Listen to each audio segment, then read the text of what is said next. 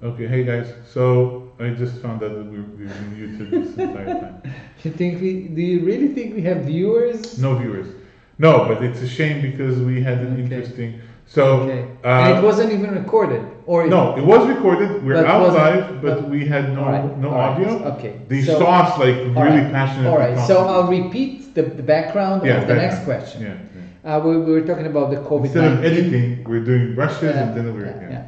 So my next question would be, once this is over, assuming Yeah, that we're talking about the coronavirus. yeah, assuming that human beings will learn something and industries will evolve or something will happen, what do you think? Which industries and which habits or what opportunities, mainly On the business side, high you mean? tech and business side, would emerge? Because I think it's a great opportunity for all sort of industries. So I have a couple of ideas, and I want to ask I've you. actually have thought about this. I think that from what my personal intuition, the travel industry is going to go through some kind of change, right? What kind of change? So, for example, the way that airlines have been operating, flights has been pretty much the same for many, many, many years, right? In terms of how you maintain the cleanliness of the plane, how you serve food. It's like there's a template that's been unchanged, right? The actual airplane changed significantly because it used to drop out of the sky, now it doesn't. But the service inside the plane, the way the people board, all of this is archaic, and I think that the airlines that are facing huge problems now because they're forced, The one who's gonna survive, what's gonna happen to them? I mean, what do you refer to? No, I think that change. What do you think is gonna change? No, I think that airlines are going to take another look at how they, how they transport people. What can they do so that when the next one hits, right? They can say, hey, you know what? You're safe on our airplane. If any airline today could have shown, hey, you know what? If you fly with us, you don't get infected, right? It would be making tons of money. I don't think it's gonna happen. I don't think it can happen. I don't think it's gonna happen. I think that I agree. And by the way, the travel industry. I think cruise ships are going to go out. So here's what I think. I got a couple of ideas that I wanted to share with you. So on the travel industry, I'm not sure. I'll put it aside. But on the working from home, right, a remote office, I think that there's an opportunity that's going to emerge because it's so much against something which is so natural for us to meet face to face. Yeah. I mean, there's no replacement for look into your eyes, right, and feel something that none of the video conference systems can part with. Yeah. But I think that the fact that we're talking about millions of people, and if you saw WebEx announce that they give the service for free, and Zoom video communication, they double their valuation since December. Yeah. They're like $35-40 billion company now. Right. And some companies are not taking advantage, like Vonage, they do nothing because they're. I'm not saying I have friends I love there, so I'm not saying anything against them. But it's gonna let so many people experience the working from home, working remotely because they are forced to. Which there's no way that you can force them to do that otherwise. And I'm talking about also between companies to work international. Now, when you talk about the company I work for, Google, I mean, it's so elementary to have a multi-region video conference, and yet people are traveling like crazy. Right. So, and this is now, I'm not going to share too much, but we're not traveling now. Yeah. And all of the companies, or the big companies, have banned international travel, and airlines are going to suffer. Yeah.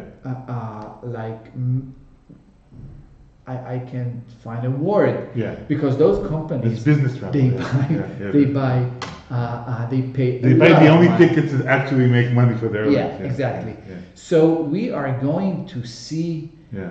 No, I think. By the way, for me, I'm fine Monday evening. I don't know yet, but last I checked today.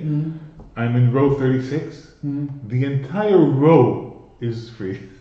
3, 4, and 3. Entire row is free. I think you can upgrade and take first class. So United are assholes. So it's still $3,500 to upgrade, but we'll see. You know, maybe if I cough, they'll put me in. No, if you tell them, you know what? If you don't let me fly business or first, I'm not flying with you, and then you're gonna cancel the flight. I mean, there's leverage now, but I don't mind. So working remotely, on a culture level, it's going to be okay, and more than okay, it's going to be a second habit for companies. Yeah. Even companies that don't usually, I mean, that they can't host you. So I think they're going to be a model of taking a room at so-called WeWork. For, you know, I work with a company that goes and meets retail stores, fashion stores, whatever in Europe. I mean, these guys, they don't have meeting rooms, but I think that it's going to be okay to move because the alternative, not the cost. They said, okay, we better not meet on January, February with people from China because God forbid. Where they have been and I mean, you know, something's going to change. So again, telecommuting has been a thing really since the rise of the internet, right? Since the early 2000s, and some people have been telecommuting, right? And there's certain jobs and certain tasks and certain responsibilities that are relatively easy, right? If you look at, for example, the software industry, you know, a lot of people work from home. And yes, sometimes they come once a week or once every 2 weeks to have like a stand-up or have whatever a meeting. But and video conferencing definitely provides some solution. But I think what you said is true, that the technology is not quite there yet, right? You know, I think still the state of the art today is Cisco's teleconferencing room, where you have like it's almost like being in a meeting because they have these huge screens and the table, and you feel like you're sitting across from the people. You've been in like a Cisco telepresence meeting. Yeah, I think that Google has Google offers, or you know, Cisco has like the hardware, right? So it's really good, right? It's like this low latency. But one question to add here for your thoughts is it gonna give the rise to a virtual reality, augmented reality? Like, let me help you create, like you will feel like you're sitting in my store, let me show you what's here, and you don't have to travel. Right. So it's not just let's sit in a room and talk, but let's feel like we're there without risking. Right. Again, when it comes to business, I think virtuality is a no-go because there's a lot of novelty there, and you really need to narrow it down, right? Virtual reality is lots of flair and you need augmented reality. However, it seems like it's hard. We're not there yet, right? What Microsoft has done with HoloLens is really good, but it's not there yet, right? You need to actually, what you talked about, I don't want to dive into this, but you know, the previous video, and also Grisha and Almog were here yesterday, and we've talked a lot about, you know, the last video I talked about discrete versus non-discrete, physical versus metaphysical. Yesterday we talked about the transition, which is I think there's no other word to describe it other than magic, right? Like, how does the transition work? How does something metaphysical influence or interact with the physical, and vice versa? We don't know. We don't understand, right? We don't have a way to describe this interaction. You know, Shiva and Shakti having sex. We don't understand how that happens. But when you sit across from someone in a conference room, this is what happens, right? There's dual transition that's happening. Because I'm in a meeting, right? Or right now we're talking, right? I have ideas in my head, which are non-discrete, which are metaphysical, and I have a process of downsampling, right? Sampling them into physical, discrete objects, right? Words, movements, these are all discrete objects, right? I either do them or I don't do them, and I choose the words that I say. And this travels from me to you, right? It's my output, comes to your senses, right? Your senses pick it up, translate it back into a metaphysical object, right? Process it somehow, whatever, and then back again. And this process is what makes meetings valuable. This process is the definition of why, there are a lot of things that cannot be done with one person. You need more than one person. You need this process of back and forth. And when you do this through a video conference, you narrow this down to such a low bandwidth, right? That the screen with the pixels and the low quality audio, that it's not enough to make this transference successful. But I'm not gonna let you off the hook here, because if I would give you a 65-inch screen and an amazing audio system, you will still not be able to transfer this metaphysics something. What is this something, and can it be transferred? First of all, the metaphysical does not get transferred. That's what I'm saying. The transfer is physical, always, right? What is it, the metaphysical? Wait, never mind. I'm just talking about the physical now, right? When I'm sitting in a meeting with you, the transference of information is physical, right? Information cannot be transferred metaphysically. It has to be translated into physical form to move, right? If I talk, it's waves of air that hit your ear, right? And you look at me and you see photons, it's physical, right? Okay. The question here is, can I replicate your sensory input in a way that's close enough to what is needed in a conference room? Why do they say AR? Because I'm sitting here, right? This is my home and I'm comfortable here. And if you weren't here, but I could feel as if you're here, right? I could see you sitting here. If I turn my head, I wouldn't see you. If I turn my head back, I can see you. And this goes both ways. And of course, the latency is low, because latency is a killer. Then we're getting close to where this is. And do you think that would cross the chasm of awkwardness of not being on the same room? Yes. Smelling your breath. So I think once we get across a threshold, which I think is possible, it's actually going to be so effective that nobody's ever going to want to sit in a conference room ever again. Because so I would be able to sit in my underwear and be stinky, but appear to you as if I'm wearing a tie and look nice and and don't have stink. Right? Okay, so what is and missing? Everything's recorded. What is missing in order to get there? Lots of engineering. Again, the science is completely there, right? Like I said, but is it a matter of HoloLens and Oculus and augmented whatever? So engineering and let's call it social acceptance, right? HoloLens, you need to put some shit on your face, right? And also Oculus. And also Oculus, right? And that's like it's awkward. And this thing from Magic Leap, right? God forbid. Yeah. And audio, by the way, is more difficult than video. Okay, audio is super complex. The way that sound travels, right? It's super complex. You put a microphone. The microphone captures sound in one place. That's not how it works. But I think that's something that people will find it relatively easy to compromise once they get used to something that will mimic. Right. So I'm saying we need to get over a certain threshold. Yeah. I want to take you. I hear it's very interesting, and I think you're right. Just one more thing. I think that there's another route that's probably shorter and more effective, and that is reducing the need for meetings. Right?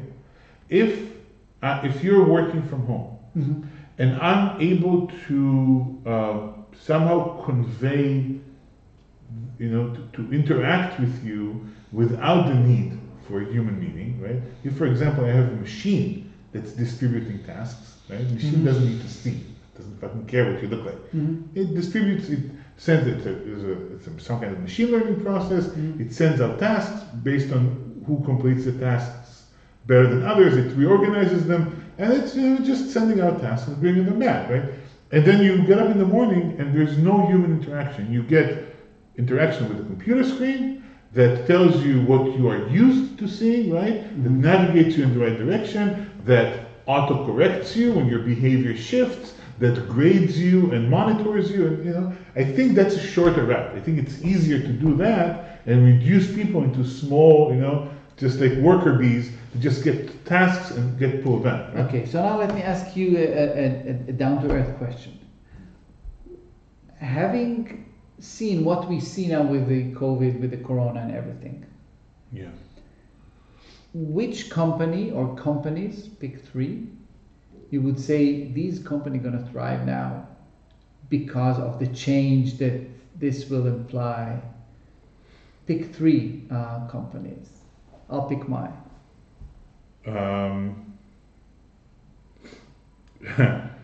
Netflix. Okay, I totally get it. Right. Okay. I think. By the way, I think their stock is soaring. It's not okay. falling too far, but again, I think the effect is a long-term effect. I agree. Okay. So definitely Netflix. I want to say Cisco. Because of WebEx? No, because of infrastructure. Okay. Right? Just, again, something like this strengthens the internet. Yeah.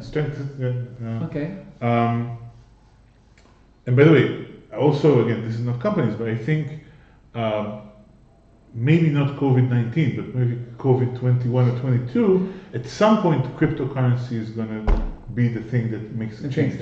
Yeah, decentralization. Because, again, it's not... imagine you have a virus that's even more infectious and even more deadly, and you really have a shutdown, right? Yeah. How do you manage that? It's not just airlines; it's the financial systems and it's businesses, and then something decentralized, where I don't need to trust anyone, and I can do transactions, I can do anything, and it's safe because it's on blockchain. I think that's, but that's not a company. So I'm very. My three companies would be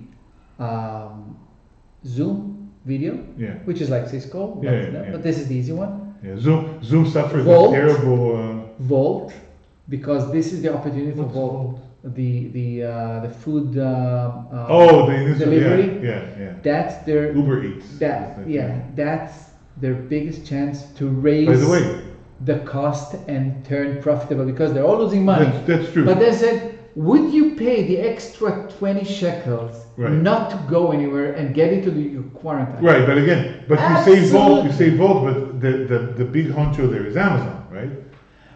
So if you say industry, I would definitely say delivery and automation of delivery and automation and outsource of food processing. But not just food, no. Retail? Everything. Retail. I agree. Retail is still 90% of consumer. And online is 10. So if I had to choose, I would choose Volt, because they're not public yet, and because this is the chance to turn profitable and to soar. Right. And the third one, I will follow what you have said. It's less creative, but I would go with Monday.com. Right. Yeah. Because every company that helps, Monday.com is different. It helps.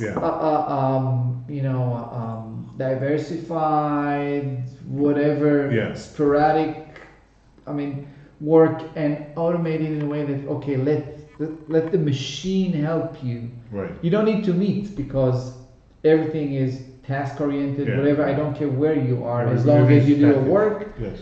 But Monday I think Monday is actually one of the better ones.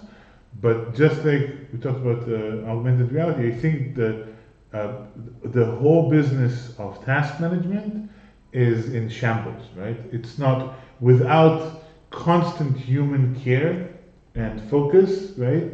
You can't do this without a scrum master, right? You can't. It falls apart. You need somebody in big teams. You need 3 people just doing this, right? Yeah, but I think it's an opportunity to go where you have mentioned, to automate it in a smart way that will automate, like AI wise. Right. Yeah. I will help. I'll be your nanny. Whatever. Yeah. I'll be your scrum master. Yeah. Stuff. Yeah, I think if a large part of your workforce is remote and compartmentalized, then you can really pass it through some kind of optimization algorithm. It's sad for people. I think that on the food industry, this well, whole Uber Eat and the virtual kitchens and stuff, I think that's gonna, boom. Yeah. And the whole, Did we talk about? No, we didn't talk about. What's the name of that company? Something Kitchen. The guy who founded Uber. Okay. Has started something which is like a virtual kitchen, not a virtual kitchen, but like a timeshare or like you share kitchen. Yeah. So Travis. Yeah. So you can basically, it's like it's a really well equipped kitchen, and you can come in as a vendor, and and basically you have distribution through there with Uber Eats and whatever. I saw. Yeah, I think again the thing with this is that you do have. What comes into play is a high risk job, right? A high risk position where you're the person traveling and bringing people their food, right? So you need to automate that. There's a company with the robots that goes on the street. Right. So that's where I was going. Is that if you look at that and you take this one step further, then you say, okay, where the hell are autonomous vehicles, right? Yeah. And everything definitely that's going to give it, but. So I have to tell you something about it, but I can't tell it on the record, so we'll have to wait. Because something that really made me very excited this week. Yeah. Something that I don't think it's gonna happen, but the idea. Okay, don't tease. All right. Sorry. Yeah. I'll tell you next time. All right, let's move. Yeah. It's well again a lot of it was muted, so that sucks. All right, we'll add it. But we've been live. It's really interesting. We can talk for hours about anything. Yes, I know. But I think maybe that's enough for. Oh, we have viewers. Oh my God. I wonder who? No, I don't know. Maybe it's really hard to tell if you have viewers or not. Oh yeah, we've been on for 45 minutes, I think, out of which about 20 were with audio. That's nice. So yeah, it sucks that we missed because it was an interesting conversation about the spirit of coronavirus and the idea behind the way that fascist regimes control. By the way, one of the things that it stopped in China, it's gone, right? Yeah, also in Singapore. My friend lives in Singapore. Yeah, I said, "Are you under Corona panic?" He said, "No, it's over." Yeah, no, but Singapore never had a lot of patients. Yeah, they have. In China, today they had 0.2% increase in number of. It's like it's gone. It's a trickle, And Monday they're all back to work. And they quarantined something like 65 million people. It's unbelievable, right? And only China. And when I think, because now if you look at the graphs, so China looks like this, right? It's like it's plateaued, right? And it goes like this, and then plateaus, right? The US is like here, right? It's like it's spiking up now. Like the exponent is there, and I'm thinking, what in the hell can the US do to stop this? Then the answer is absolutely nothing, right? How can you quarantine Americans? It's so hard. It's against right, everything. right. Yeah. So I think. And by the way, Italy is a good example of a European country that got it and it's just spreading like wildfire, right? And it's already in France and in Germany and in Spain, and it's just people traveling. There's no borders, and it's how can you control it? You don't have the Chinese control mechanisms where there's a big speaker in the street that says don't be here, and everybody stay off the street because you're gonna get shot, And I think that's why they say that it's going to affect for. I think that the only real democracy, that actually controlled its population is Israel, and it's an extreme. I don't know if I agree with the definition of Israel as a real democracy, but that's a completely different discussion. I agree. And by the way, even Israel, I don't know if you saw, but there was I saw a video on Ynet. This guy who was supposed to be under house quarantine, right. And health officials or inspectors came to his house, and he was angry and he cursed at them, and then he went and he sneezed on them purposefully, And they were like, oh, motherfucker, and in the States, if something like this happens, this person is going to be indicted for attempted murder and put in jail, immediately. And here they're like, he's crazy, and they went away. And I saw another video, I think, on Facebook, where you see, and they're wearing all this protective gear, and they're doing house calls, right, to see the people are under house quarantine. There are. They go and they knock, there's nobody, they call the phone's disconnected. And they're like, okay, another one is not here. You're gonna have to go to the police and file a report. But it's like there's nothing you can do. So even in Israel, I think the mentality here of what we in Hebrew it's like sociomatim, right? Sociopaths. Where people are like, fuck everyone. If I have it, I want everybody to have it. It's like I don't care about other people. So this is like something that's really dangerous here. And of course, Bethlehem now is under. But they found like 2 cases. They quarantined the entire city. So the Palestinians, because they're under military regime, they actually have it better. So I was talking to my family close. I was talking to a friend of mine who came back, and from a conference abroad, and I was like, "Are you going to quarantine?" He said, "I'm taking from where? From the U.S." But he was okay. He didn't need to. No, you don't need to. I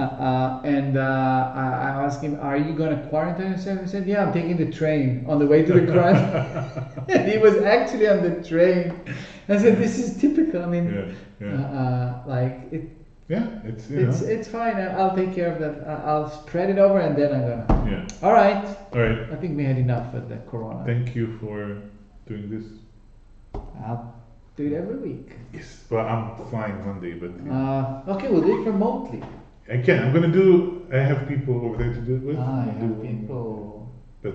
Take 1 hour a week and do it with me. Yes, I will. Okay, good. Well, maybe we can. All right. We can dedicate Saturday evening. You wanna shut it down? Bye. Bye everyone. Bye everyone. To say to the camera. Everyone. Bye. Oh hey, Leah's here. Hey Leah. Hey Leah. All right. Bye Leah. All right, that's it.